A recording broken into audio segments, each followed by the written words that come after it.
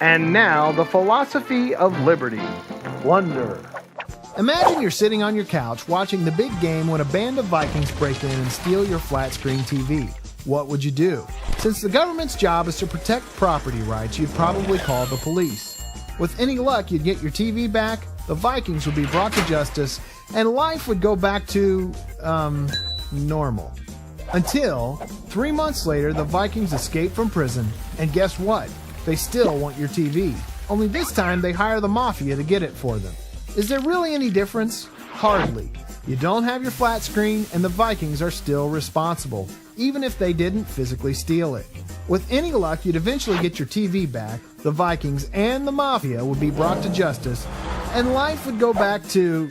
Okay, there's probably no such thing as normal after that. So what if the mafia decided to donate the flat screen to a family less fortunate than yours? God bless us, everyone. Does this act of charity make the theft of your personal property any better? Absolutely not.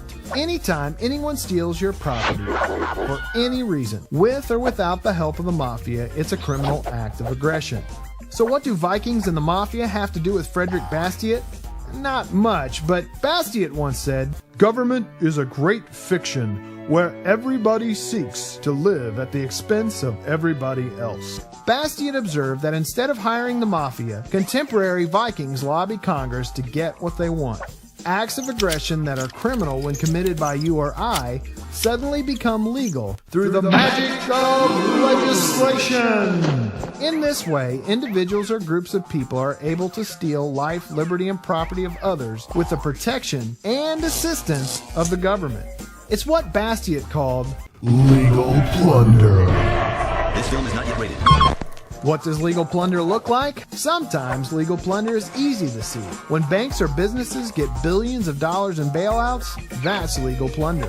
When legislation forces you to buy insurance for yourself or others, that's legal plunder. Other times, legal plunder is harder to spot and may even appear to benefit society, like federal farm subsidies or Social Security. But anytime wealth is forcefully transferred from one person to another, it isn't charity.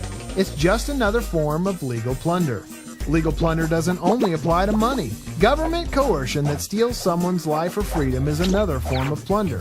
Like when your children are forced to attend government schools, or fight in foreign wars, or compete in reality television shows. Okay, so we made that one up, but you get the idea. Bastiat concluded that when plunder becomes a way of life for a group of men, they create for themselves in the course of time a legal system that authorizes it and a moral code that glorifies it. In other words, legal plunder transforms citizens into competing bands of Vikings while transforming the government into a powerful mafia, carrying out acts of organized crime against the natural rights our founding fathers established it to protect.